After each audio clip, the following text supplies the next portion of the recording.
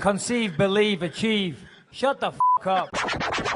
And new undisputed UFC middleweight champion of the world, Michael the Count Bisping. This is Believe You Me on the Gas Digital Network. We're back. We're back. It's a Monday, the 14th of May. Michael Bisping is in lovely California. Looking good, champ. As usual. So, yeah, thank you, buddy. Just finished a nice run in the sun. Of course, Monday morning, big UFC event of the week in UFC 224. Lots of that was a great fight card. Lots of things to talk about. Machida knocked out Belfort. Raquel Pennington got defeated against Amanda Nunes. Bit of controversy there. We'll get into that in a little bit. We're going to get Jason Parillo to call in. Obviously, a very, very experienced cornerman himself. So we'll get his opinions on that. Lots of other things going on. But, of course, yesterday was Mother's Day, Lewis. Did you, what happened in your life yesterday? I mean, look, my mom passed away when I was substantially younger, but Well, I'm very fucking sorry. Put my foot on it straight away. That was a good start. You could have prepped me on that, Lewis. No, it's okay. I mean, look, she wasn't. I know your father isn't with us, but I didn't know your mother wasn't with us either. So I feel like you set me up for that one. You said, let's talk about Mother's Day. Yeah, well. You said, I've got a funny story. I thought something happened yesterday with your mother that was funny. But yeah, no, I got a couple jokes. Knock, knock. Who's there? Not my mother. Of course. I'll tell you that much. All right. No, listen. Yeah, my mom passed away when I was 22 years old, but I do have a son, and he does have a mother. And while me and his mom don't, always get along, we do try to keep it somewhat cordial. We're co-parenting. We do it very, cordially. We try to be friends. So me and my son spent the day yesterday, making her a nice card. We went and got some flowers. I let him pick out the flowers, and just kind of made it. It's more about teaching him to kind of create an experience for his mom, So him picking out the flowers, him actually designing the card himself. I helped him out. I drew a little fucking Wonder Woman and Batman on the card for him, and he colored it all in. But it was nice. Sounds great. Sounds amazing. Sounds very endearing, Lewis. You sound like a model citizen, which Yeah. I'm very surprised at. But yeah, that was good. Mother's Day in England wasn't yesterday. It's March 17th, I believe. It's called 16th. Mum's Day. Mum's Day. Mum's Exactly, Day. yeah. So, but I gave my mum a call anyway yesterday, and I said, Happy Mother's Day. Of course, my wife, Rebecca, we have 3 children, so she is a mother, but it was also Lucas's birthday yesterday, so Happy Mother's birthday, Day Lucas. took a step aside, and we had we had a party for him, so that was a lot of fun. Which is also what a good fucking mom does, by the way. It's incredible, Yeah. like you say that, because look, it's very, it's a lot of women, younger women especially, they have almost like a me, younger people in general. I shouldn't just say women, but a lot of young chicks, I see this. It's very much me. Everything's about them. And a good mom will say, yeah, it's Mother's Day, but you know what? I got a fucking kid. It's his birthday. It's going to be about him today. And, she let him shine the light on himself, which is awesome. Well, actually, to go one better, it's actually his birthday today, pardon me, but yesterday was the party. Obviously, it's weekend, so, kids are off school on a Sunday, so we did the party yesterday. So, again, you put the kid first, but I'd expect nothing less. That's your fucking child. Get over yourself. Stop going on about Mother's Day. Get a grip. What did you do for your wife? Did you do anything? Lewis, when she was around. Hold on, wait. Did you do anything for your wife, though, for Mother's Day? I bought some flowers from the gas station on the way home from work on Saturday, yes. Left them in the car. They dried out a little bit, but still the thought was there. What do you want? Every day is Mother's Day in this house. Every day is the birthday. Every day is like she's won the lottery. Yeah. And what does she even do? You think I'm joking, but it's true. I was working on Tough Talk on Wednesday with Karen Bryant. And Karen Bryant, obviously, a very empowered woman and good for her. God bless her. She's like, what are you doing for Mother's Day? I'm like, not a lot. And then she gave me the sternest look, as if to say, what the hell? And I'm like, and I said the same thing. I said, every day is Mother's Day. We celebrate being with her every day. We don't need some fabricated, washed up, manufactured commercial holiday to be nice to my wife and the mother of my children. I really don't, Yeah, we bought her some flowers and that was that, Yeah, that's really it. And you're right about that. You know, she's got a pretty goddamn good life. I've been to the Bisping household. It is fucking, it's nice. It's a lot It's of Disneyland. It's a lot of extra room. You don't really need as much space as you have there. I got to be honest with you. No, you're absolutely right. We do want to downsize our house. I did call my mother yesterday. I gave her a quick call. I said, yeah, happy Mother's Day, Mum, even though you beat the piss out of me every day when I was a kid, I'll still call and say happy Mother's Day. You know, my mum, when we were younger, her go-to weapon of choice was the rolling pin. I don't know if you've ever been beaten with a solid wood rolling pin, Lewis. It's very, very Let me explain to you why your mom was a better mom than my mom. Because your mother cooked enough to need a rolling pin. So my mother would beat me with things that she would use. So it was never a broom or a vacuum or anything, because she didn't do anything that was motherly, okay? My mother was a psychotic drug addict. So my mother would beat me with belts, which she would use to inject heroin into her arm, you know. She would beat me with... That was the go-to favorite of my dad also. Yeah, go ahead. Wire hangers, which she probably used to try to abort me when she was pregnant with me, that she still had lying around. Understandably so. Yeah, well, you know what? She had some foresight. She knew that what I was going to be eventually when I grew up. But yeah, my mother was she contracted polio when she was a young kid. Very, very young. So she spent most of her time in a wheelchair when she was younger. She can walk now that she's older, not very well. But even still, all her life, she always had a terrible, terrible limp. Never walked very well at all. So when we were younger, she'd want to change the channel on the TV, and I'd cover up the thing where the remote picks it up, because she wouldn't get up because she couldn't walk. Do you know what I mean? you took advantage of it. But I'd cover up the sensor on the TV with my thumb. And she'd spaz out. She'd start off with the shoes, throwing the shoes at me, and then eventually we'd progress to the rolling pin. As I say, that is... You say that she was a good cook. Not really. My mother could burn water, God bless her. If you're listening, Mom, love you to bits. Love you to bits. But it got so bad, it got to the point where I hid the rolling pin, because I thought, I am sick of being beaten with this rolling pin. So I hid the rolling pin.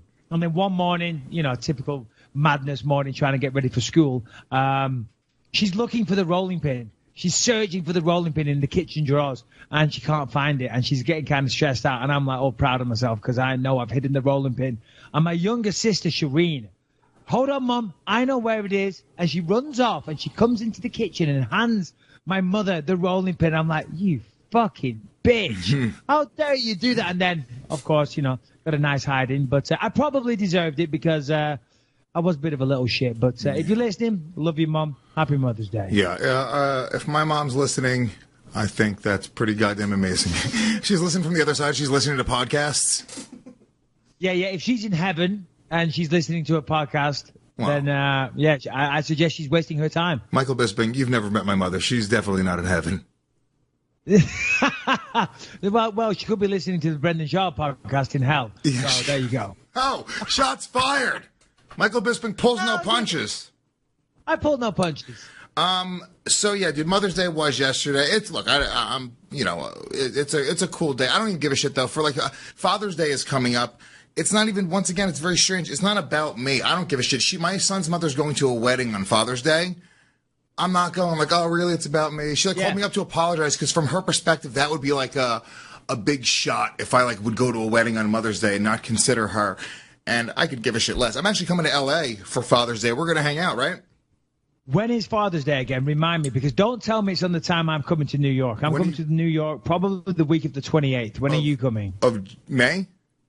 Yeah. Okay, no, this is June 19th is Father's Day. Oh, okay, good. 17th. Yeah, no, for sure we'll hang out. 17th. I'll be here. I'm around. Come and see me. Step into my office. I'm going to come out, and you're going to train me a little bit for this fight that I have coming up against Ryan O'Neal.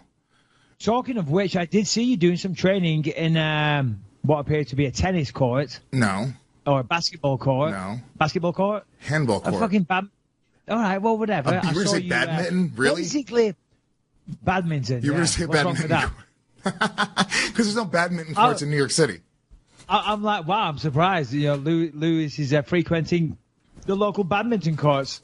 Here's what with his happened. rackets and his shuttlecock. Michael Harrington talks a lot of shit, and I was like, I'm training for this fight. I got to start sparring. I got to start just getting in there. So Harrington's like, oh yeah, dude. He was like, oh dude, I'll come out and spar with you. I'll fuck you up. And dude, he's very confident. He talks a lot of shit, dude, a lot. So I'm going like, all right, fine, I'll do it. We'll fuck around a little bit. And I mean, he has no idea what he's doing. I don't really know what I'm doing either, but he's like Can a we play fucking the child. video? Will you play some of the video, Shannon? Can we play the video for these people? Because I'm scrolling Instagram, having my turn the morning volume. coffee like you do. And then, I see Lewis. Always up for a fight, Lewis. You're a very angry man, I feel. Here they are. Listen, that could be any kind of court. Basketball, badminton, tennis. It's okay. No, it's not. Ooh, big straight right by Lewis. Overhand right, I should say.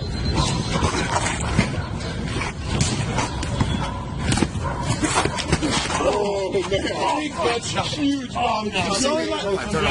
Did you see me fake the right and then throw the combo to the body? Well, you know what? That was almost the combination that I knocked out Luke Rocco with. I know. I emulated. Right hook to the body, left hook over the top. It was. I noticed that Dave Smith is in the background commentating. Yeah, he was. So look, and that was also, by the way, third round. I'm out of shape. I'm trying to get back into shape. Hold on, Harrington, don't make a I wouldn't be fucking face. I wouldn't be proud that it got to the third round against Harrington. No offense, Harrington. You're a great producer. It didn't get to the third round against Harrington. We alternated opponents. So Harrington came in fresh. I was getting new, fresh opponents. I was just alternating, baby. Harrington, when I come to New York, I will have your revenge. I will put Lewis on the floor in the same fashion that he put you down. With a body shot, you'll get up the next day, Lewis. You'll be fine. But we got to do this. I can't wait. I'm very excited. By the way, I really will spar with you. I really mean this. When you come to New York, we'll tape it. I want to see what I can do. And here's the thing. You have everything to lose, Michael Bisping. No, I know. Listen, the pressure is on me. Let's be honest. If you just had one shred of success, it would be good for you. But the thing is, you're not going to have a shred of success, so it doesn't matter. Dude, if I land one jab. People watching this, listening to this, will go, God, this Bisping, such a fucking pussy. He's getting called out by fighters left, right, and center. Machine calls him out. He's been radio silent throughout everything, but he's talking about flying up to New York to beat up a comedian. Fuck you all, motherfuckers. I got my next opponent, Luis J. Gomez. What's up? It's going to happen in New York City, May 28th, 2018. Michael Bisping returns. Certainly a fall from grace. It was Madison Square Garden last time I was there. This time it will be a handball court in the East Village. Court. You know what's funny? Because I ended up, I am actually getting into training. I took my first jiu-jitsu class yesterday as well. And I will tell this is what I got to say to people that, because we do talk about fitness on the show a lot. Dude, go to jiu-jitsu. It was crazy. It's pretty.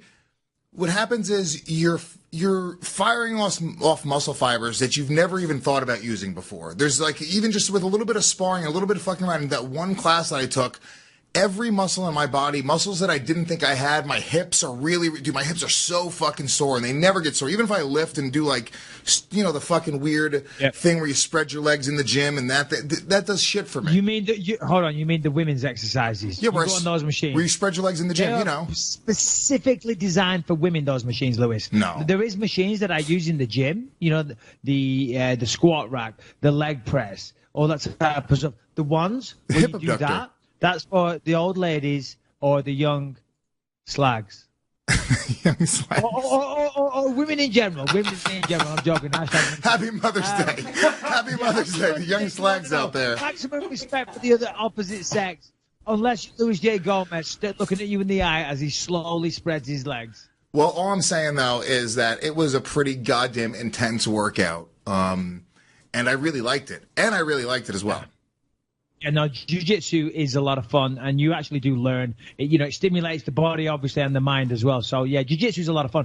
Talking of which, actually, I was offered last week to compete in a grappling competition, paid grappling. Not a bad offer. I wouldn't say lucrative. For some people, lucrative. Pretty decent amount of money to compete in a professional grappling match. Live on Fight Pass, so I'm deliberating. So it's through UFC. Well, it's gonna air on UFC Fight Pass. It's not UFC. So it's another somebody at the UFC reached out to me. Yes. It's associated in some way or another with the UFC because they're going to be broadcasting it through their platform. Yeah. That'd be kind of exactly. fun. So yeah. Well, it gives me something to train for. I mean, so I don't know. Who is it against? We'll see. I'm up in the air because obviously grappling isn't my first thing. And I'm going to go up against a world-class grappler, which will be fun. Test myself, all that good stuff. Who's the person? Anyway, moving on. Let's go. Let's not talk about that too much. All right, let's take a quick second to hear from another regular sponsor of ours, Infinite CBD. Thank you very much for sponsoring the show. What is Infinite CBD? Well, CBD is found in marijuana, but it doesn't get you high. It is 100% legal, and it will not show up in a drug test. And it helps keep your body's endocannabinoid system balanced. That's a very big word, endocannabinoid. I don't know what it means, but I know what it does for you. It will help with arthritis, chronic pain, inflammation, Lyme disease, addiction, insomnia, diabetes, high blood pressure, PTSD, and many, many others, Lewis. Yeah, listen, it's not just like it's just one thing. It's not like, oh my God, I got to smoke this thing, or I've got to inject this liquid, or I got to, put a pill up my butt. No. They have a lot of different, different ways that you can enjoy CBD. I've been sticking pills up my butt ever since I fucking worked with CBD. You didn't know you could do that. You could boof the CBD pills. You didn't know that, did you? That's the best way to get it in your body. I'm like, can we get some bigger pills I can stick up my butt, please? No, listen, they have everything. Small. They got capsules. They got vape juice, gummies, isolate droppers. I'm going to tell you right now, dude, I just got the capsules in the mail, which are great. I was using topical ointment for a little while, but I'm actually just enjoying the capsules because they're nice and easy to take. I just take them in the morning. I'm going to tell you right now, here's the best part of all of it is they're going to give our listeners a discount. Go to infinitecbd.com. That's INFINITE-CBD.com. Pick up whatever you want. Any CBD product that you guys want, the best one that you guys want. Try them all. Why not, right? And if you use the promo code BELIEVE, BELIEVE, the promo code BELIEVE, you're going to get 15% off any purchase. 15% off. It's a huge deal. It is a huge deal, and I do strongly recommend these products. As I said, I've been using them. The Freezing Point, I use it on my knee, and I absolutely love it. It's fantastic. I just ran 4 miles this morning, and I made sure to apply that very generously prior to doing so. As Lewis said, infinitecbd.com, 15% off if you use the promo code BELIEVE. All right, let's get back into the show. UFC 224 at the weekend. Stacked card. Very, very good fights. Almost all finishes. As I said, I was doing kind of an audition for commentary at the weekend, so I sat and commentated the whole fights. So I watched it very closely, saw all of them. Did you feel comfortable doing it? Fights. Say again? Did you feel comfortable?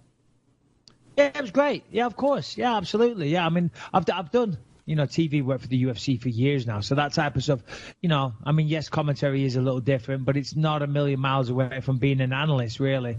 Talking about what you see and actually makes it easier. Right from start to finish. I would assume it's almost easier because you get to kind of pick your moments, right? You have to take a moment you're watching. You could almost take it in, process it, and then kind of call it. Whereas when you're doing a podcast where it's like you tell a story on here, it's just free thought. We don't really do many edits. Yeah. I'd say we edit one little thing maybe every 10 or 20 episodes. Like we edit some dumb thing, right? But for the most part, This is just free thought, and we just kind of, go off the rails with it. I almost feel like doing something like commentary would be substantially easier, no? Well, it is. I mean, of course, like anything, you've got to do the research. You've got to know who the people are. You've got to know the background. You've got to know the training, all that type of stuff. But for the most part, you're calling what you see and you're commenting on what you see. Anyway, getting to the fights. I mean, first of all, on the Fight Pass prelims, did you see Sean Strickland get wheel kicked to death in the second round, I believe? That was outstanding. It was almost all finishes. Nearly every fight. I think only one fight, Kelvin Gastelum versus Jacare, went to a decision. Let's start with that fight. Kelvin Gastelum versus Jacare. That was an incredible fight. That was a lot of fun. Really fun fight. Super close fight. It was a split decision for your boy Kelvin Gastelum, which I know you love. Dude, Jacare's been like the dude for a little while. A lot of people were kind of looking at him as the dark horse of the division, and it seems like Kelvin, in a weird way, this is how he reminds me of you. It seems like he just fucking bites down his mouthpiece and just fucking works and wills himself into fucking victory again and again and again. And it's like, that seems to be the difference when he seems to be evenly matched up with somebody, and it could be whoever. It just seems like he wants it a little bit more than the next guy. Well, it's weird because if you look at his early career, he got beat off some questionable people, that really he shouldn't be getting beat off. I'll tell you this, and I'll be honest, I don't care. People know me, I'm honest, whatever. I like to laugh at myself. I have never cheered for somebody as much in my life. I'm thinking, please do not get fucking knocked out in the first round. You're going to make me look like an asshole. For the love of God, Kelvin, please go out there and fight well. And in the first round, after like a minute, I think, he was on the floor, he was mounted. He had his back taken, nearly an armbar sunk in. I thought, holy shit, here we go. It's going to make me look bad. Everyone's going to say, oh, yeah, Kelvin just got wiped out and he knocked you out, motherfucker, blah, blah, blah, blah, blah. But that didn't happen. He made it out the first round. And I said this when I was doing the commentary. I said, here we go now. I think we're going to see a different Kelvin come out in the second round because he's just been to the danger zone, if you will, and survive the full round. The big dangerous weapon that Jacare has is that he gets you down on the floor and he'll submit you. Well, now he knows he can defend those submissions. He's been in the worst position possible against him for 5 minutes. That's going to be a little mentally freeing. He knows he can escape those situations. And we did see a different Kelvin come out in the second round. He came out, started throwing beautiful combinations, landed a lovely 1-2, put Jacare down. I thought that was going to be it. I thought that was the end of the fight. Jacare, though, very, very tough, managed to survive. And then after that, it was kind of a back and forth. Kelvin landed the better shots. Kelvin did the most damage. At the end of the fight, Kelvin didn't have a mark on him, and Jacare looked in pretty bad shape. And I got to say, Kelvin's got a hell of a chin, man, because Jacare did land some very, very big shots, and Kelvin just walked right through them, ate every single shot, and just walked Jacare down and outworked him. Now, I think there is something to that in terms of cutting weight, because obviously Kelvin is, probably more suited to being, well, I say that, I'm about to contradict that, probably more suited to being a welterweight, but he's not doing the drastic weight cuts that people like myself, Jacare, Luke Rockhold, that everybody does in MMA. Most UFC fighters do a huge weight cut, but that does take away from your performance, takes away from your ability to take a shot. Definitely. You lose your strength, and of course there's lots of other issues. And the way that he took those shots, okay, obviously naturally he's got a very good chin anyway, but he hasn't had to dehydrate himself by 20 pounds the day before, and I truly believe that helped him in the fight. Yeah, he doesn't have your typical sucked. I was actually arguing with my buddy about this, about MMA, like the physique of an MMA fighter, because I'm going I like the fact that I'm getting into training a little bit, because I think no matter what, even if I get my fucking ass kicked in this dumb fight, a byproduct of it is going to be I'm going to be in great shape. I know I'm going to get in the best shape of my life. And he was just arguing that there's other sports that get you in sort of better shape, but Kelvin Gastelum was the picture of a dude that he pulled up where he was like, look, this is a fucking MMA fighter's body. And I'm like, all right, well, you're pulling up a dude who doesn't look, aesthetically the same way that some of these other guys look. But that's also because he doesn't cut weight. He's not sucking down. He's, he's a little bit thicker and healthier. How much does that take out of you? In a realistic, scenario, when you are cutting weight for a fight, if you didn't have to cut weight at all, right? How much power do you think you lose if you could sort of measure it, right? When you have to cut down to 185? I couldn't put it into a percentage, or a true stat like you're asking, but I do know this. When I start a fight, there we go. I'm a little out of center frame. When I start a fight camp, pardon me. When I start a fight camp, I feel super strong. Okay, the conditioning isn't what it is at the end of camp, but I feel good. I feel strong. And then by the end of the camp, I'm kind of getting, I'm still doing well. I'm still winning all my rounds, but I feel that my partners are stronger than me. That's because I've probably shed 20 pounds in weight. They haven't. My training partners aren't training for a fight. They're just doing their normal business, turning up to beat the crap out of me 2-3 times a week. Whereas I'm getting lighter and lighter and lighter. And the lighter you get, of course, you do lose some strength. You lose fat, but you do lose muscle. You use general mass, And if you have less mass, then you will generally be weaker. And that does have an effect in the fight. Of course, then you dehydrate yourself massively the day before the fight, and then you will be more susceptible to getting knocked out, I believe, because of that. So I do think that is advantageous for Kelvin. I'd love to see the whole weight-cutting phenomenon just ditched. I wish everyone would fight up a weight class. Just move up a weight class. and then everybody would be almost on a fair playing field. The 185 is fight light heavyweight. Bring in a new weight class, bring in a cruiserweight, maybe 220 or whatever for the light heavyweights, and then you have the heavyweights after that. 155s to move up to 170, 45s to 55, so on and so forth. If you get what I'm saying, I don't need to carry on. I sound like I'm doing a fucking Bet DSI ad, I think you're right. 10 pounds, it'll become 30 pounds, but you see what I'm saying. I think you're right about that, but I think there's also, I think there's something about that it's like a variable in fighting that has nothing to do with fighting. It's almost like they go, cool, well, there's other people that they get really good at weight cutting, or they have the body type that retains a lot of water. They can cut weight a little bit easier.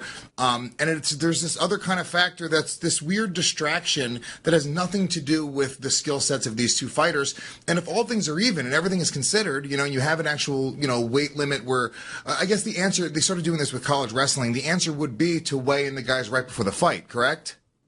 Yeah, absolutely, it would be. I was just going to say something. That totally slipped my mind. I mean, the problem is, they do that in wrestling, by the way. Callum has to weigh in before on the next day, and they check his weight. But I do believe that is something that we will see less and less of as MMA grows. I think more and more athletic commissions now are bringing in tougher, stricter codes, rules, whatever the word is, for the weight cuts. You've got to be with a certain percentage when you arrive at the hotel on the Tuesday. I believe you've got to be within 8%, or you can't be more than 8% over your natural. Sorry, your yeah, that's how it is in California now, right? Yeah. If it's 185, you're only allowed to be 8% over. So anyway, we're going into something different now. But Kelvin did well. One thing I have got a bone to pick with Kelvin, motherfucker. I saw him on an embedded, and he said, Bisping said, yeah, you think on a full fight camp you'd really beat me? And he's like, I did just beat you on a full fight camp. But I'm like, no, Kelvin, you're missing the point, motherfucker. I just did a 10-week camp for George St. Pierre. I then got choked out unconscious against George St. Pierre. Took a lot of shots. Then I got drunk for 10 days and flew out to fucking China, right, and continued to diet straight again, and I was super skinny, and I'd just been finished. You didn't get 100% Bisping, and I think everybody knows that. I think, what's the percentage right now? What's the percentage Bisping that he got? Can I say? Yeah. I think at 13% Bisping. Why do you say 13? You're just not you. Because I think, I'll tell you why.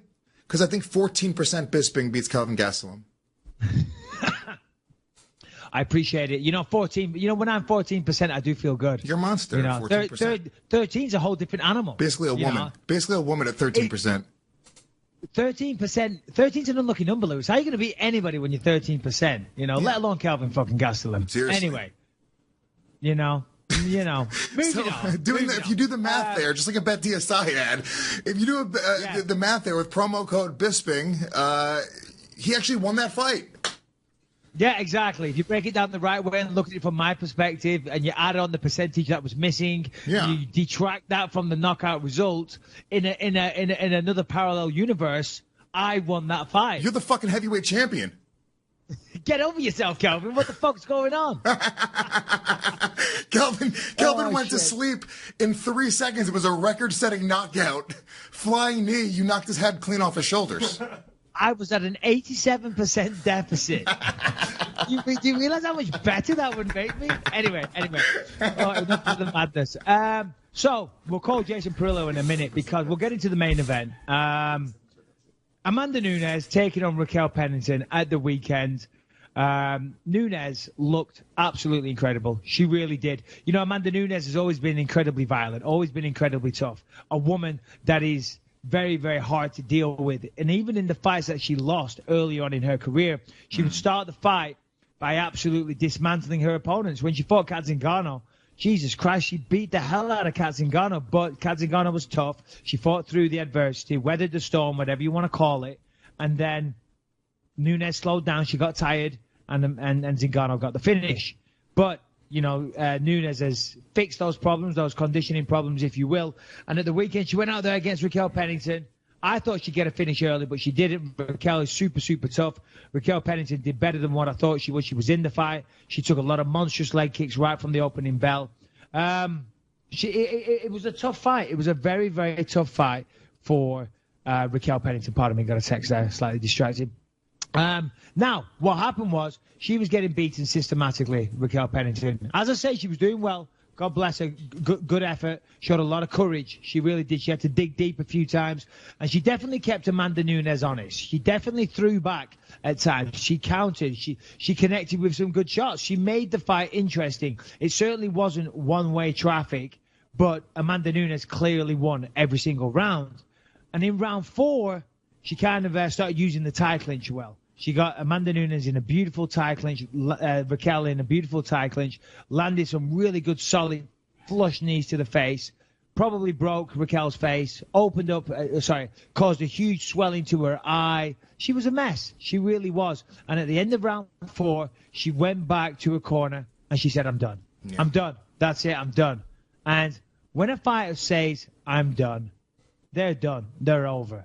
Now, the cornerman then begged, pleaded, no, come on, Raquel, dig deep. Just basically begged her not to give up. Do we have video of this? Yeah. Play the tape. Play the tape, Harrington. And still, the undisputed UFC bantamweight champion of the world, Amanda, the Lioness Nunes. Just told the coach she's done. You see everything, I know. You see it all. You see everything. Come on, girl. I know it hurts. I know it hurts. Let's power through this, he says to her. She says, I'm done. Let's power through this. Let's believe, all right? Change your mindset. Change your mindset. Let's just throw everything we got. Throw everything we got. All right, we'll recover later. We'll recover later. Throw everything we got. A few minutes later. That's it. So then she comes out in the 5th round and gets... Well, just press play there. Play that bit so everybody that's watching this can see what happened to her a few minutes later. Yeah, for the people that are watching this on YouTube, you can get it uncensored on gasdigitalnetwork.com.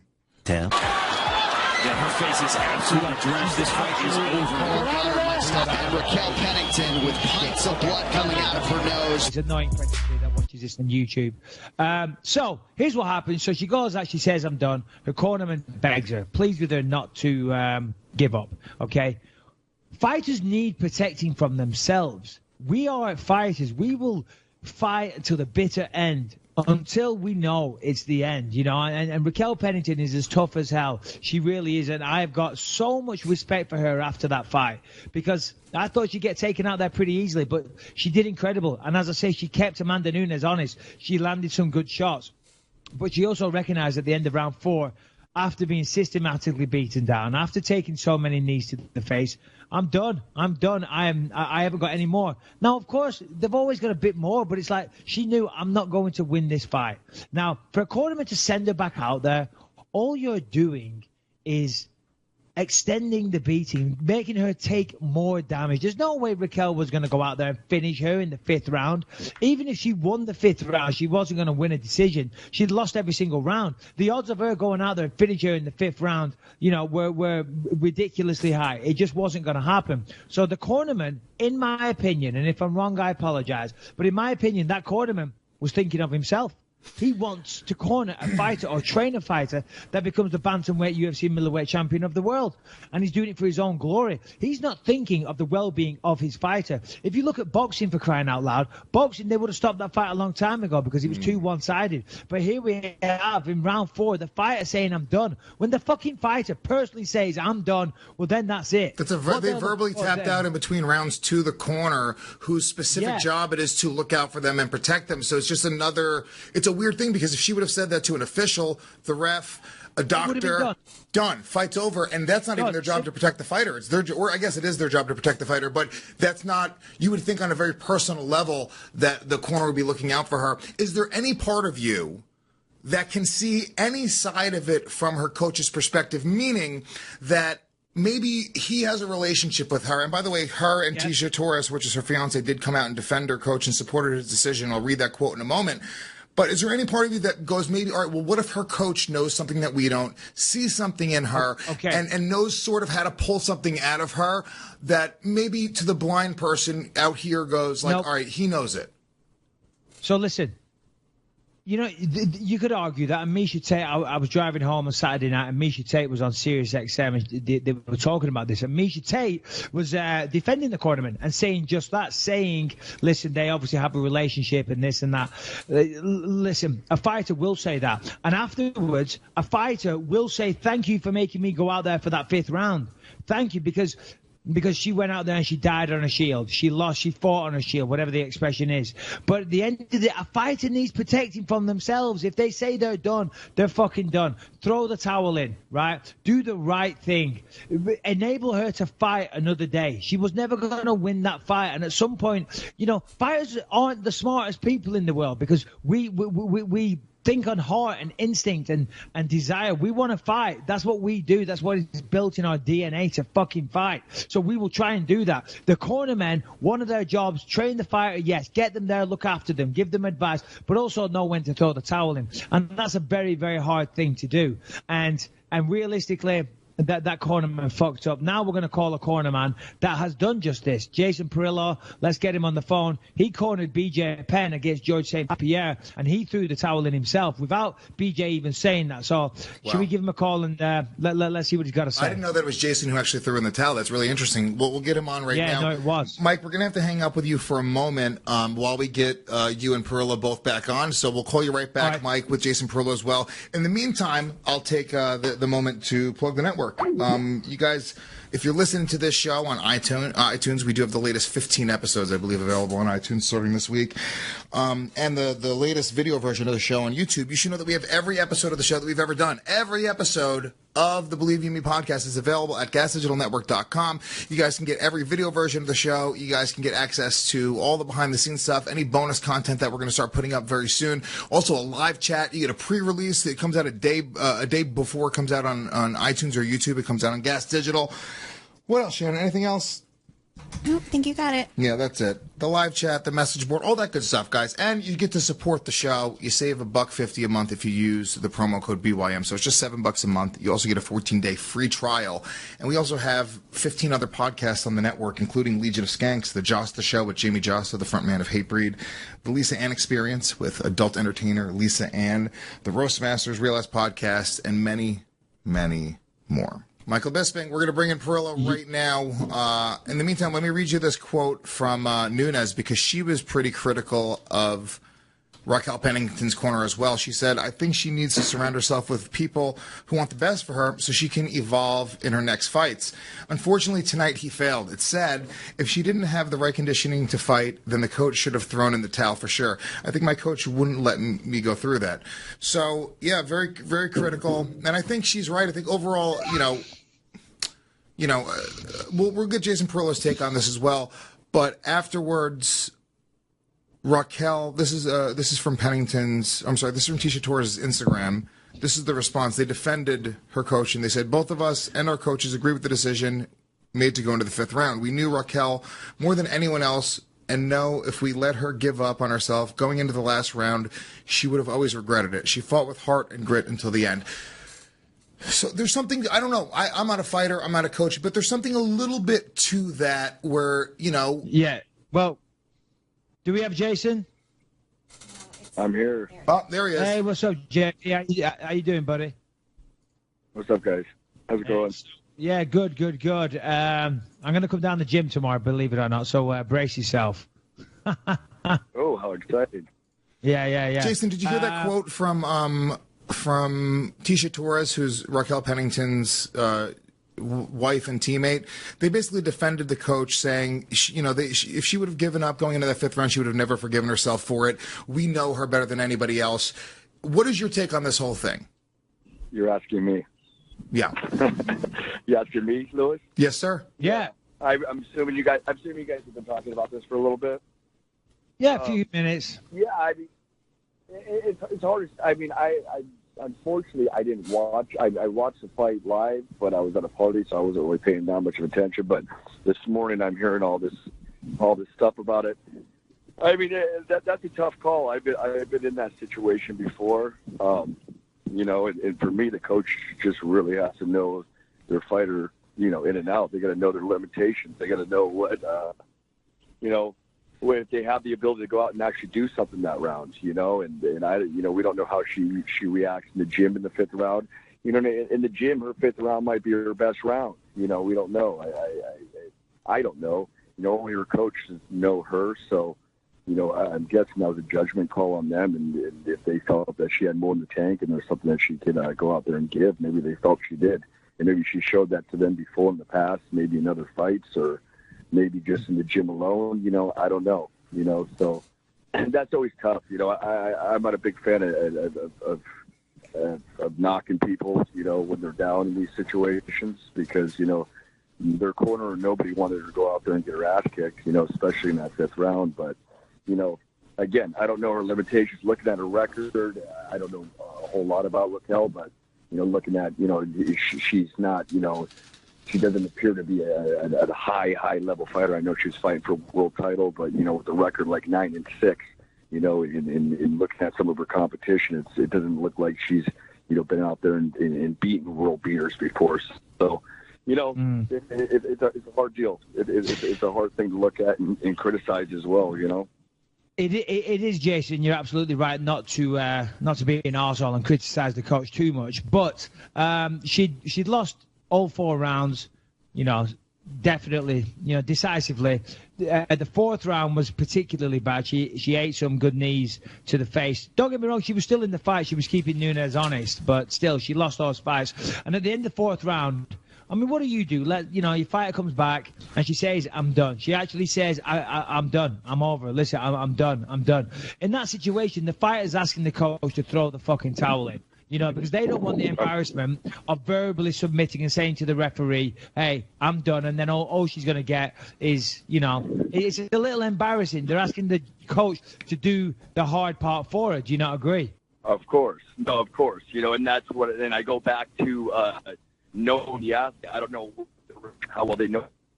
Does she act like that in the gym? She come back and not want to go out for the 4th round in the gym? Does she come back? I don't know. Again, and that's looking, I got obviously too into it. But for me, I have been in that situation in a very high-level fight, in a world title fight.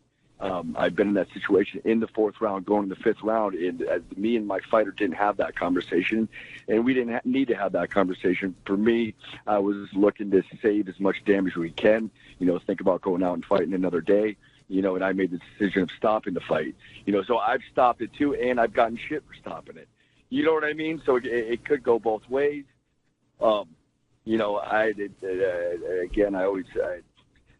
I knew that you could tell that girl was not going to, you got to also have eyes for the fact that that your fighter's not going to come back in the situation they're at. And, you could save a little bit of damage that way. But, again, try not to criticize, but give as honest an opinion about it as I can. So you're talking about BJ Penn versus GSP. You cornered BJ Penn and had to throw in the towel for that fight, correct? I didn't say that. You said it. All right, sorry. No, yeah, no. I don't know. I don't even know I almost feel I want to talk about that if you're comfortable talking about it. What's kind of going through your mind in that moment and why you made that decision, because it's a really hard thing to do. And also, have there ever been other times where you've been close to doing that, where you've kind of been looking down? The only thing we know as fight fans from throwing in the towel is the scene in fucking Rocky IV where, Rocky freezes up and Duke is going, throw in the damn towel. And Rocky doesn't do it. And then he dies. And you're like, oh my God, what a crazy thing. So that's our only perspective on this. But just talk to me a little bit about that. Finish it out there. Wait, say what's my... Well, no, talk to me just a little bit about, coming to that decision, and then other times maybe that you've had to kind of look at that and go when you make that decision and what you're kind of looking for in that moment. Well, again, that goes back to knowing the guy. I know my fighter. I know how they that's why I'm there for all the sparring. I mean, you got to know that's a real deal when they're in a fight. Their temperament and their mindset, and whether they got more in the tank or not.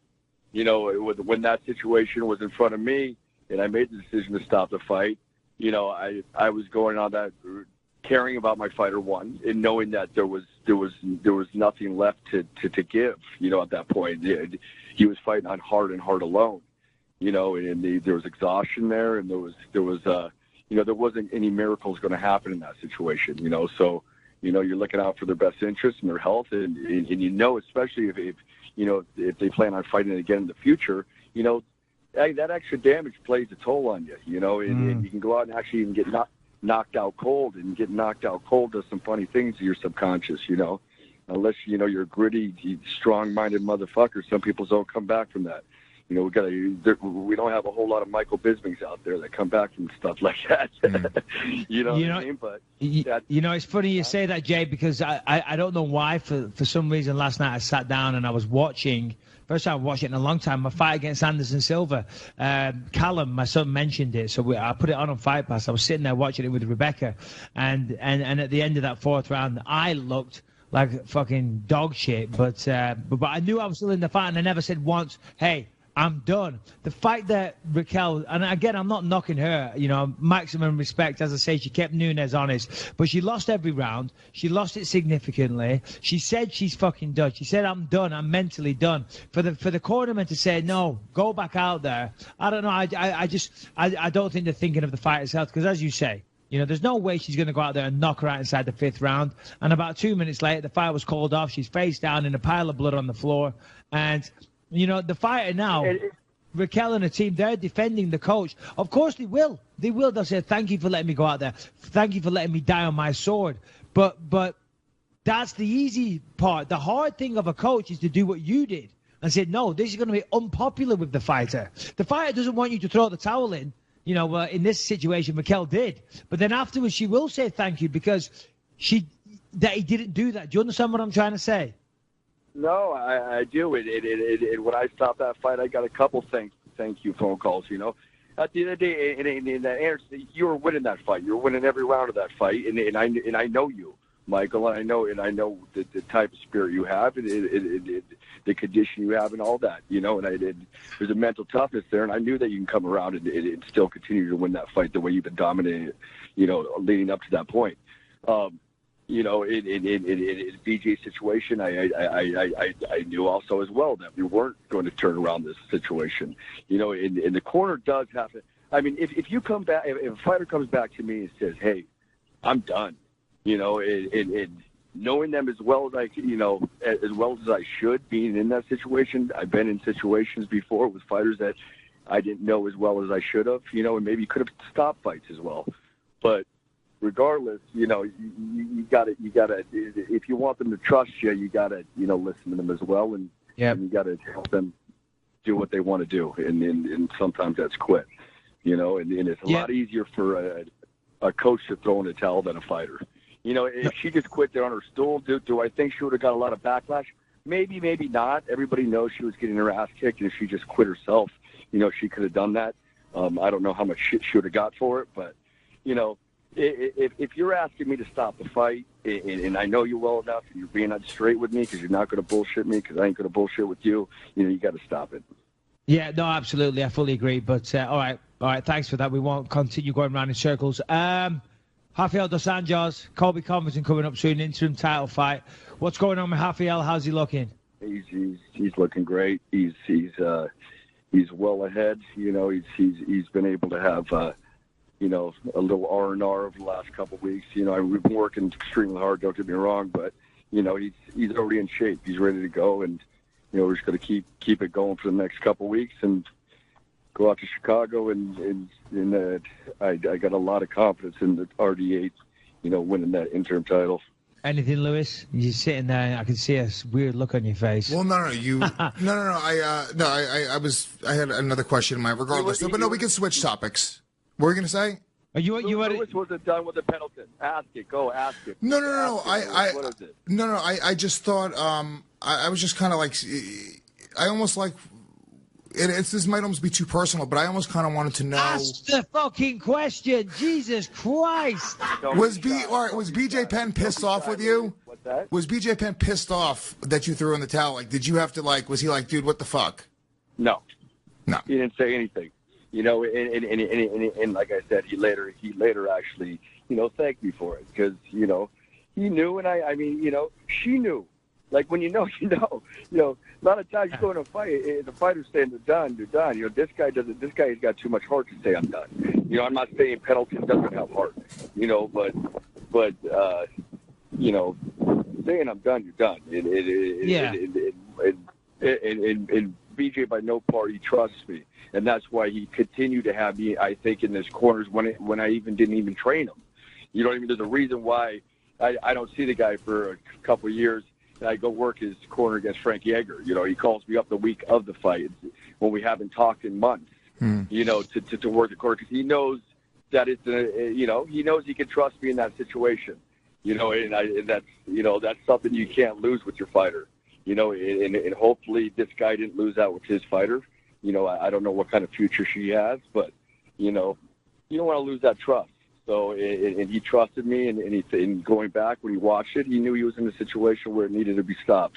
I was waiting, to be honest, for the doctor to do it or the referee. I'm looking at Herb Dean talking to the doctor, and I didn't even, I just sat there waiting. There was probably a good 20 seconds I was listening to them have a conversation, and I saw Herb Dean walk out to the middle of the cage and say, bring him out to the middle of the cage for the fifth and final round. I went, hey, Herb, I don't think so, bud. You know, and I had to stop it. I was hoping that they would do it, you know, because it is a very tough situation. You know, and you know, to be fair to this guy in the corner, we're working with seconds tonight. You know, you're working with a minute. You know what I mean? And there's not a whole lot of time. There's a lot of thoughts going through your head, and you know, it's a tough call.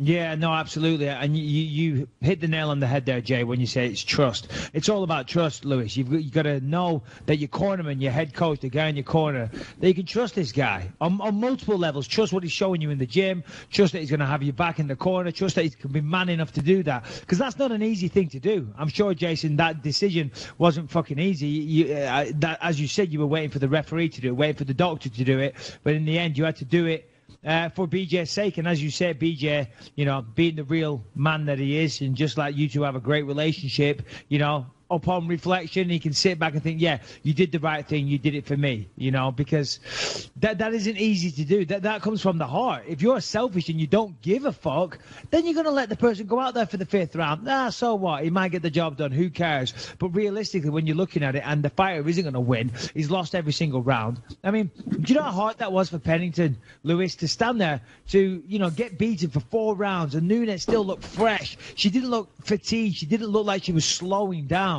You know, standing there, she's beat the fuck out of her, and Pennington says, I'm done. When the coach says, no, go back out there. It's like, fuck me. You imagine the demons inside her head. You know what I mean, Jason? She's going to go out there and fight this woman again when she's mentally switched off and said, I'm done. But everyone is forcing her back out there. You know, I mean, it's a shitty situation.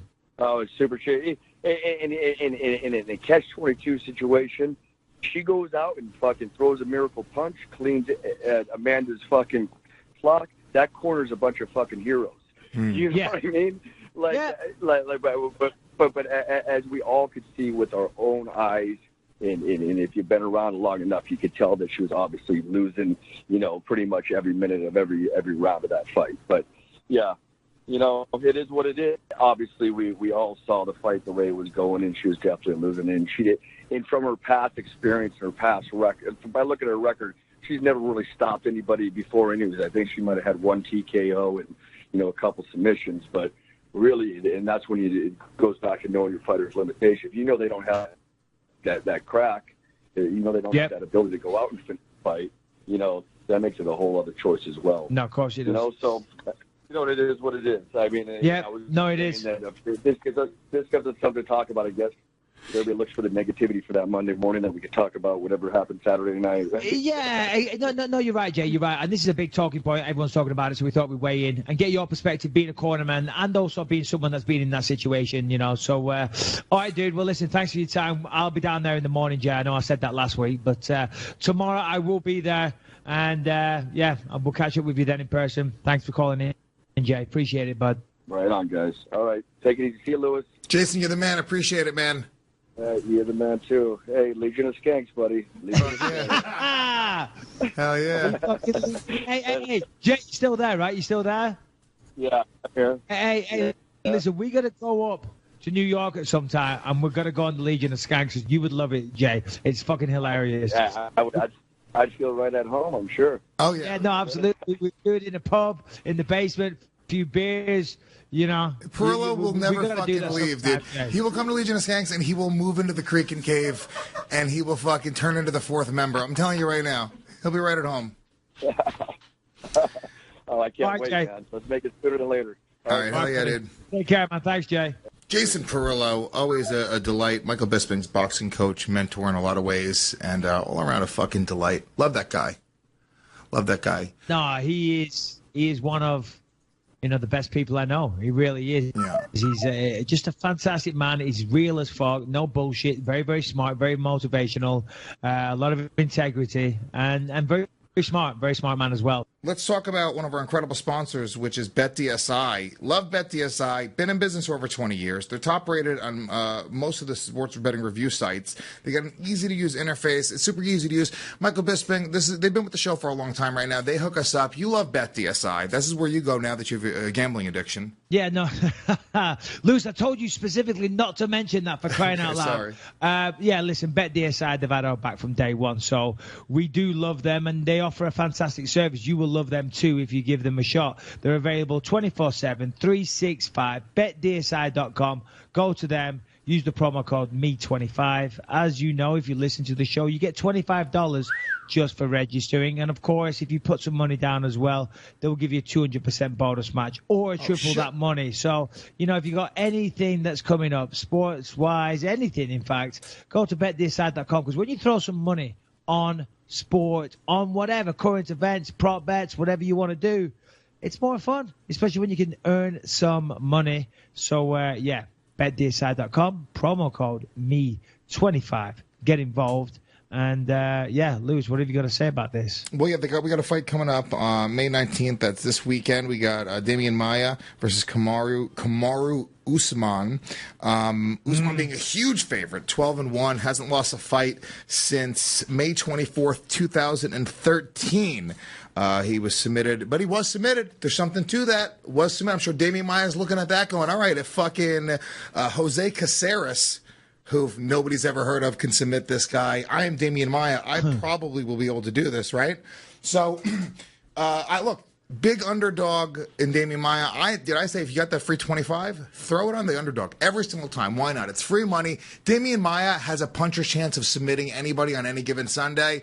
I think he's one of the fucking probably toughest tests and probably has turned into the gatekeeper of the division. So, anytime you see somebody against Damian Maia, they're trying to get that next guy off. So I say put it on Maia.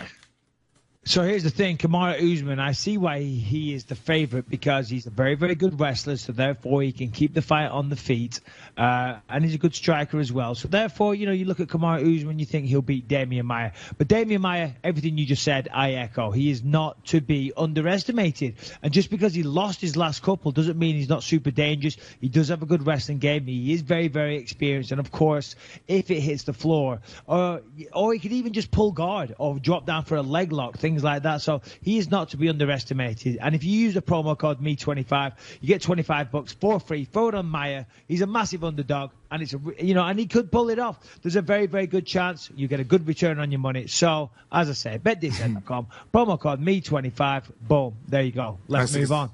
All right, let's get back into it. All right, so let's talk about really quick. We got to talk about your boy Vitor getting knocked out. Second round knockout against Machida, very similar to the Anderson Silva front kick knockout. That seems to be Vitor Belfort's kryptonite. If you just look him straight in the eye and you kind of fucking lift the bottom of your foot up and just plant that little foot right into his chin, it works. I don't know. Michael Bisping, that's the key to victory, I think, for anybody if Vitor Belfort ever fights again. Did he officially retire after that fight? He did, right? Well, he did a weird thing.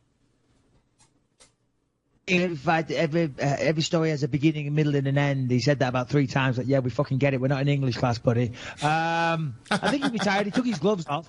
And left them on the floor. Generally, that signifies a retirement. So, yeah, Vitor Belfort, I believe, is done. That fight, yeah, listen, both guys were being kind of hesitant. There's a lot of pressure. In a fight like that, 2 Brazilians fighting in Brazil, Rio de Janeiro, both former champions, I knew that fight they would be very tentative because, there's a lot at stake, a lot of national pride. Obviously, Vitor lost a few fights recently. Machida lost a few fights recently as well. Yeah. Both in the last fight, though, so mentally they might have a bit more confidence.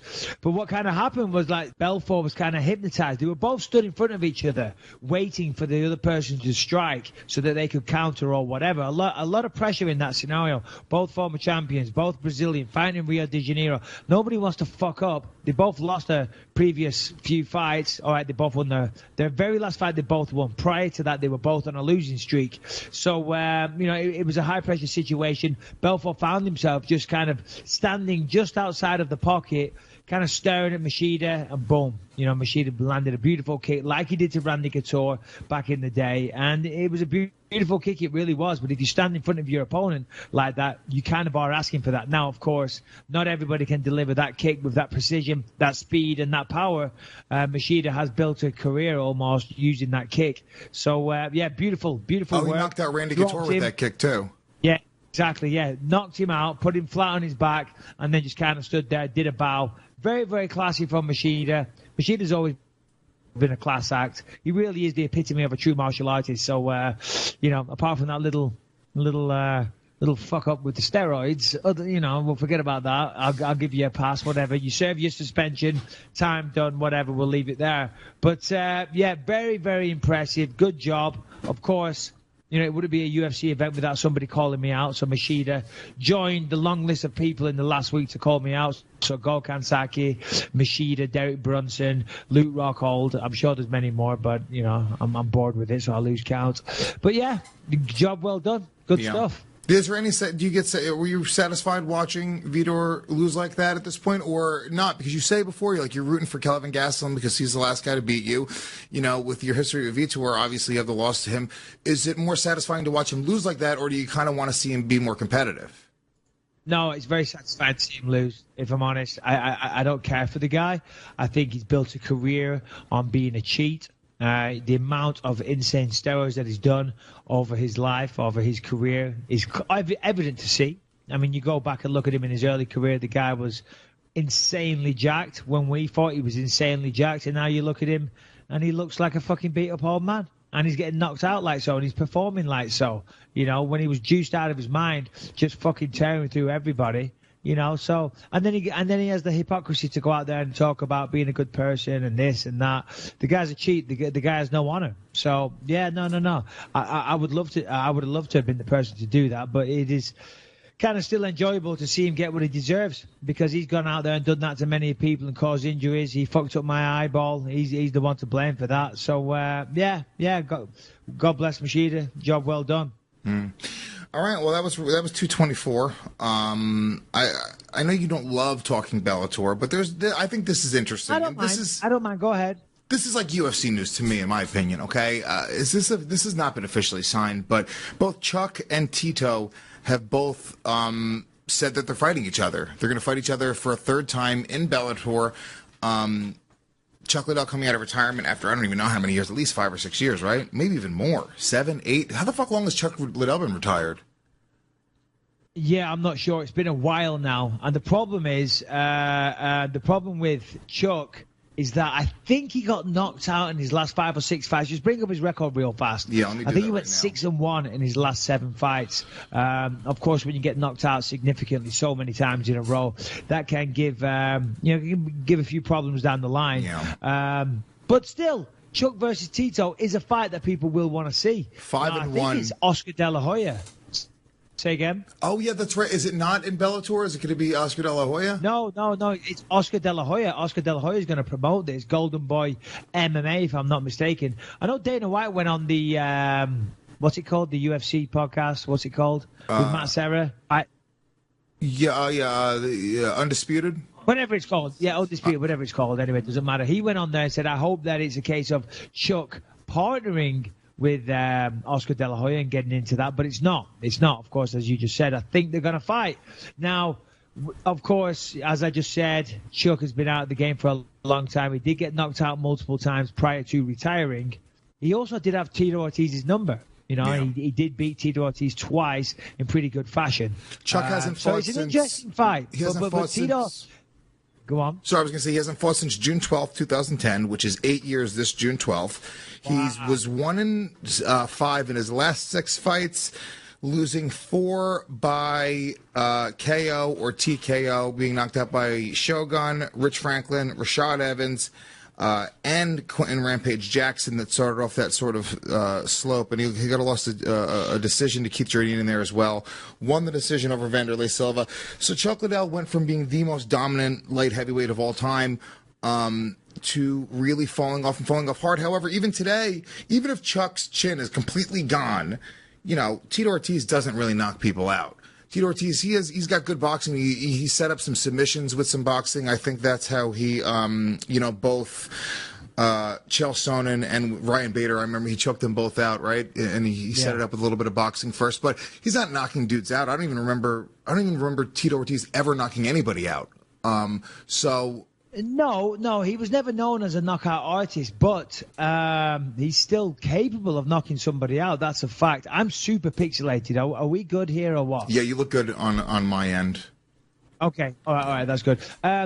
Tito Ortiz, he's still a big, strong man. And yeah, he did retire for a while, but he has fought more recently and he has won fights more recently. So those personal inner demons have been exercised better for Tito Ortiz. He's been fighting recently. He's been winning recently. As you said, Chuck hasn't fought since 2010. 8 fucking years. I can't believe it's been that long. I mean, that is insane. And of course, as you say, he went 1-5. Internet connection problem, it's saying on this thing now as well. There's a problem with internet connection. Hold on while we try to get them to call back. I still see you, though. Yeah, okay. Which is weird. But is that coming up on the screen? All right, we're good. Yeah, we're still good. We're still good. Don't worry. I only just hear you, though. You don't see me? Well, they see me. I do. All right, okay. So anyway. So yeah, this is... I don't know. It's interesting. It's interesting, man. Now... Scott Coker said that my understanding is that Chuck is still under contract with the UFC. I'm not sure. I just thought that to be true. I don't know the details, but when he retired, I think the contract freezes and they maintain some rights. I guess there is a little bit of questionable. But wait, look, dude, where there's a will, there's a way, and if there's money involved, they'll figure that all out. I almost feel like they always do. Chuck versus Tito. It's one of those. I mean, do people give a fuck? Probably. Yes. Let's get down to the crux of the matter. Are people going to watch this? Do they give a fuck? At the end of the day, Chuck Liddell and Tito Ortiz are 2 people that helped build this sport. Chuck Liddell, Tito Ortiz, Randy Couture, some other people from the UFC back in the day. Then, of course, you got the people in Japan in Pride. These were the people, the generation that really built mixed martial arts. After that, you had guys like myself come in, and Anderson Silvers and all that type of stuff. But these are 2 legends of the sport. They definitely have, if it weren't for guys like them, I wouldn't be sitting here having this conversation with you. So, people will tune in and watch it. I don't think it will do massive blockbuster numbers because the new fans, probably aren't overly familiar with them. I'm not sure if it's the smartest thing for Chuck Liddell because he's got 2 victories over Tito Ortiz, and I don't know. I kind of feel like you got to favor Tito in this fight. I definitely do. You know what I mean? Because you got to favor Tito. I don't mean that any disrespect to Chuck. I have a lot of respect for Chuck Liddell. I just said it, you know what I mean? So, but yeah, it's an interesting one. I would be. Really is. Look, I'm very consistent. When I said that GSP coming back after 4 years is too long of a layoff to fight you, there was something really to that. I believe that a long layoff like that in the landscape of MMA continuing to move along, and being active and fighting and competing, I think that means a lot. I think GSP is a different athlete. No offense to Chuck. I love Chuck. I'm the biggest Chuck Liddell fan in the world. But GSP, I think, is an exception to the rule. And I think somebody taking 8 years off, and especially the way they looked in the end of their career. You got to remember that GSP also looked great toward the, when he left the UFC and left that belt behind, he was on top. He didn't look unbelievable against Johnny Hendricks. Johnny Hendricks, you beat him up in that fight. But the truth of the matter is he won that fight. He was still on top. He was still GSP. Chuck Liddell wasn't that guy. He's not like he left the belt and left on top. He left after getting knocked out a bunch. I think Tito Ortiz is going to clean his clock. But I am super excited as an old school UFC fan, very excited to watch this fight. I'll watch this fight 10 out of 10 times. I'll pay $60 for it. It doesn't matter. And I guess it is going to be under the De La Hoya brand.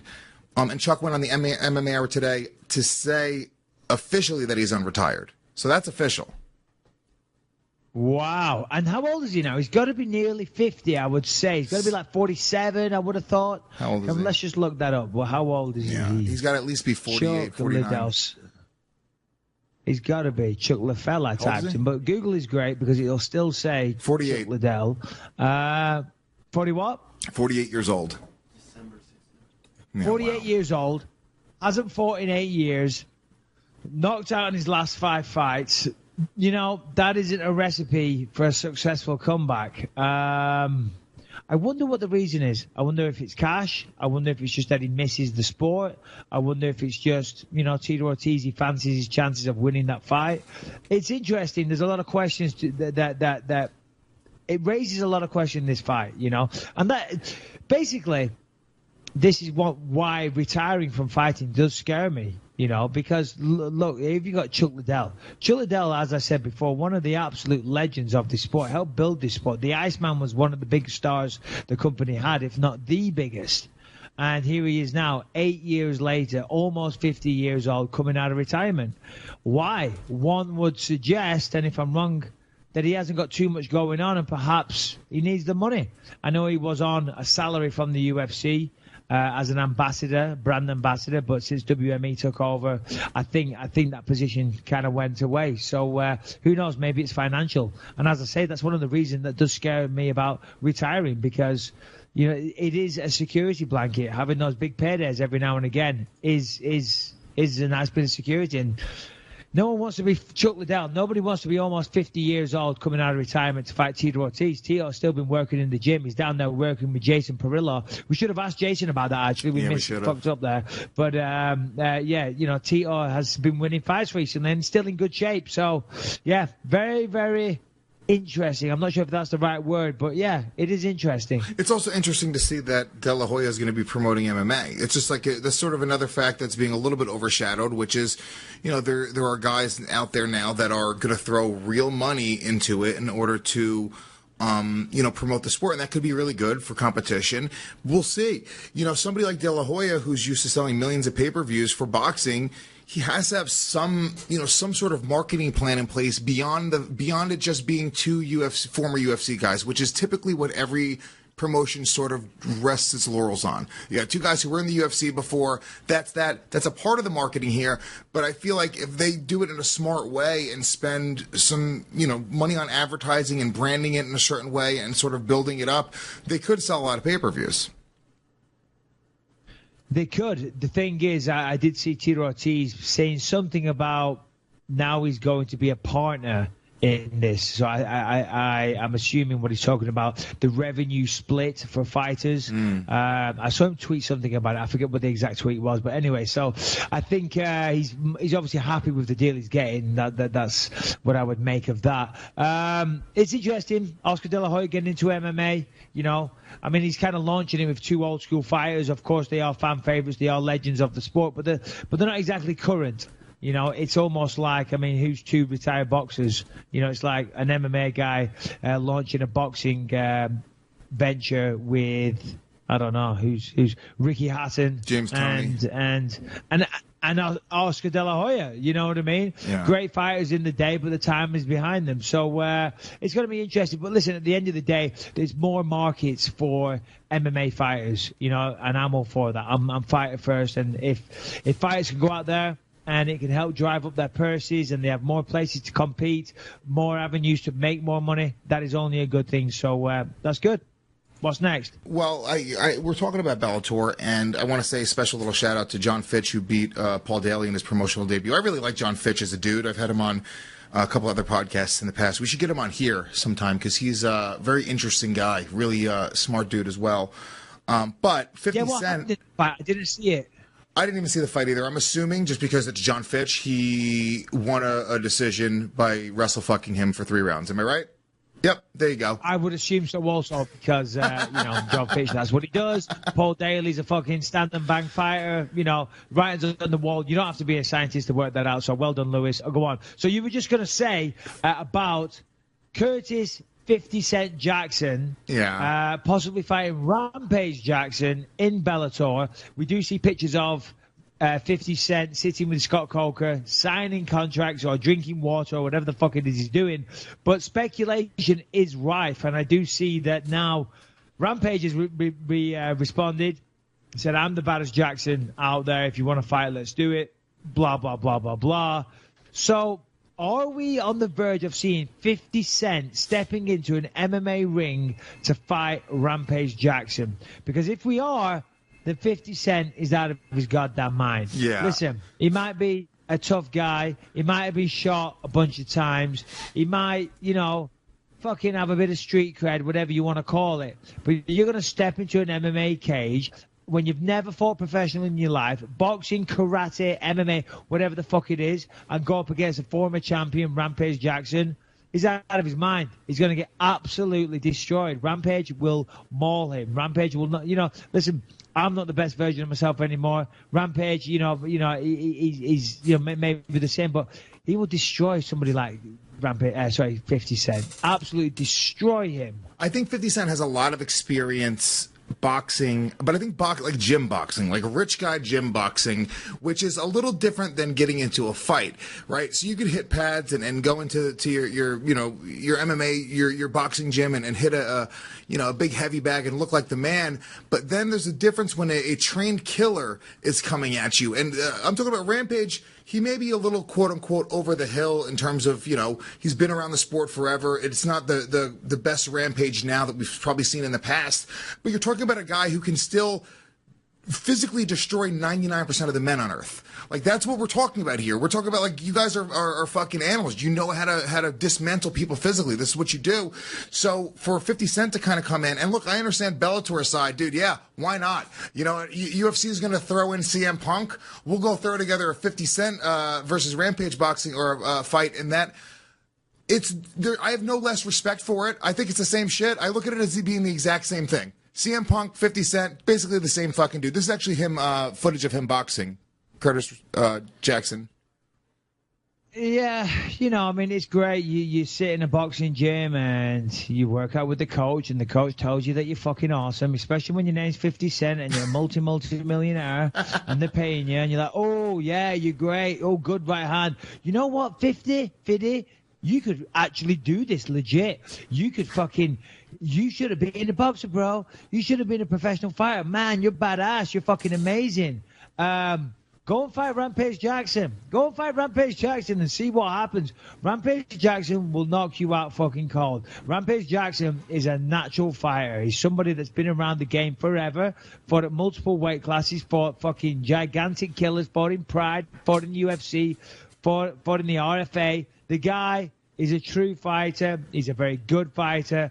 And he's not a fucking showman. He's not in the entertainment industry. He's a fighter's fighter, And that's a bad idea. I mean, don't get me wrong. I'd watch it. I would love to watch 50 Cent and Rampage Jackson fight. I would love that. I would get a lot of enjoyment out of seeing that.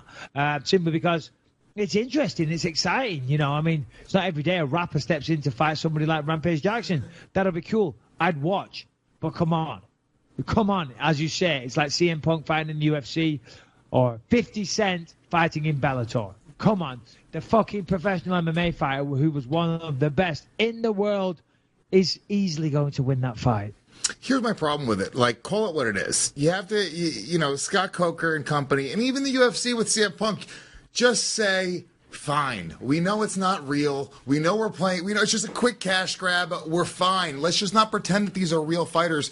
So for Scott Coker to present this as being a legitimate thing, it's weird. Also, let's get real. Who the fuck is going to... I don't think this could ever happen. There is no athletic commission that's going to let 50 Cent, who's had no professional fights, fight Rampage, who's had like 40 professional fights. It's impossible. Unless he did it like overseas somewhere. I don't see that happening. CM Punk is fighting dudes with 0-1 records, 1-1 records. I think Mickey Gall was 2-0 professionally at the time, maybe 3-0 professionally at the time. It was 1-0 professionally at the time. Wow. So that makes a lot of sense. And this is, in my opinion, a lot of promotional hype.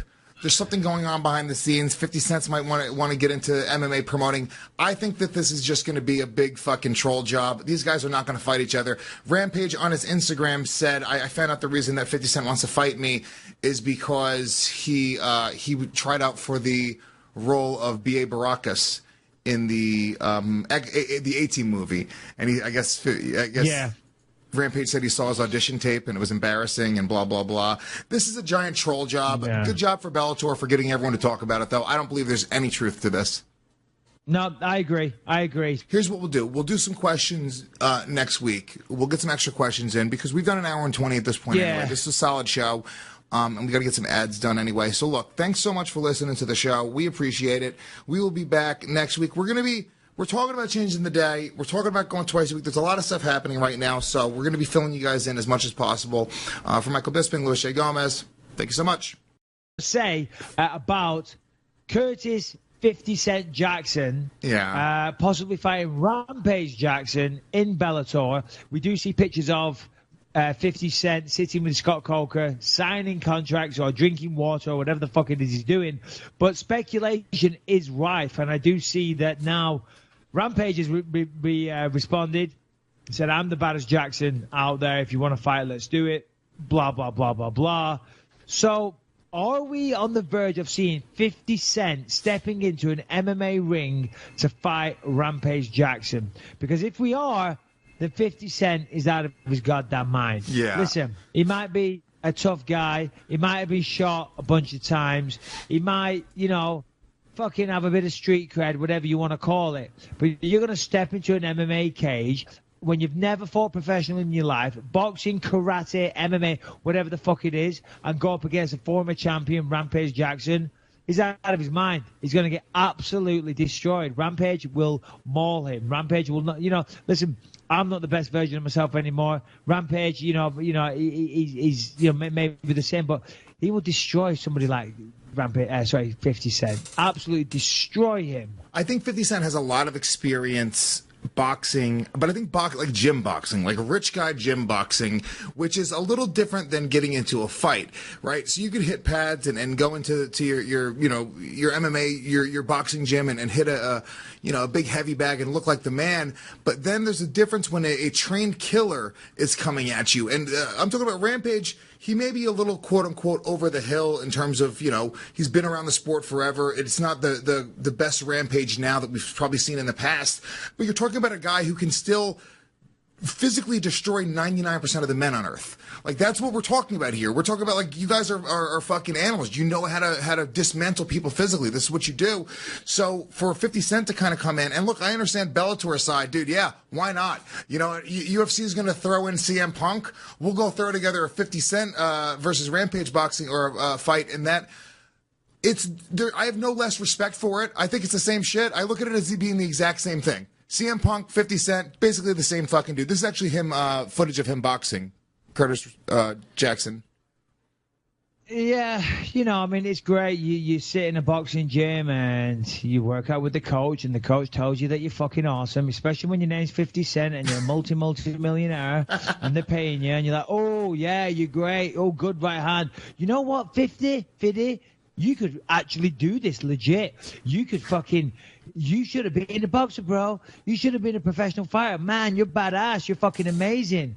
Go and fight Rampage Jackson. Go and fight Rampage Jackson and see what happens. Rampage Jackson will knock you out fucking cold. Rampage Jackson is a natural fighter. He's somebody that's been around the game forever, fought at multiple weight classes, fought fucking gigantic killers, fought in Pride, fought in UFC, fought in the RFA. The guy is a true fighter. He's a very good fighter. And he's not a fucking showman. He's not in the entertainment industry. He's a fighter's fighter, And that's a bad idea. I mean, don't get me wrong. I'd watch it. I would love to watch 50 Cent and Rampage Jackson fight. I would love that. I would get a lot of enjoyment out of seeing that. Simply because it's interesting. It's exciting. It's not every day a rapper steps in to fight somebody like Rampage Jackson. That'll be cool. I'd watch. But come on. As you say, it's like CM Punk fighting in the UFC or 50 Cent fighting in Bellator. Come on.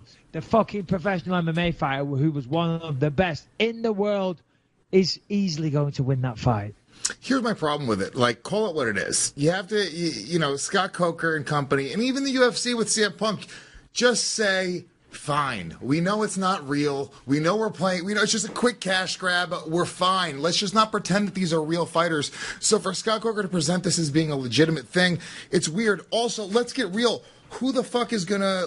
I don't think this could ever happen. There is no athletic commission that's going to let 50 Cent, who's had no professional fights, fight Rampage, who's had like 40 professional fights. It's impossible. Unless he did it like overseas somewhere. I don't see that happening. CM Punk is fighting dudes with 0-1 records, 1-1 records. I think Mickey Gall was 2-0 professionally at the time, maybe 3-0 professionally at the time.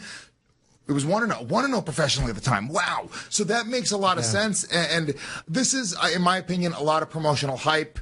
There's something going on behind the scenes. 50 Cent might want to get into MMA promoting. I think that this is just going to be a big fucking troll job. These guys are not going to fight each other. Rampage on his Instagram said, I found out the reason that 50 Cent wants to fight me is because he tried out for the role of B.A. Baracus in the A-Team movie. And I guess Yeah. Rampage said he saw his audition tape and it was embarrassing and blah, blah, blah. This is a giant troll job. Yeah. Good job for Bellator for getting everyone to talk about it, though. I don't believe there's any truth to this. No, I agree. Here's what we'll do. We'll do some questions next week. We'll get some extra questions in because we've done an hour and 20 at this point anyway. This is a solid show. And we got to get some ads done anyway. So, look, thanks so much for listening to the show. We appreciate it. We will be back next week. We're talking about changing the day. We're talking about going twice a week. There's a lot of stuff happening right now, so we're going to be filling you guys in as much as possible. For Michael Bisping, Louis J. Gomez, thank you so much. Here's what we'll do. We'll do some questions next week. We'll get some extra questions in because we've done an hour and 20 at this point anyway. This is a solid show.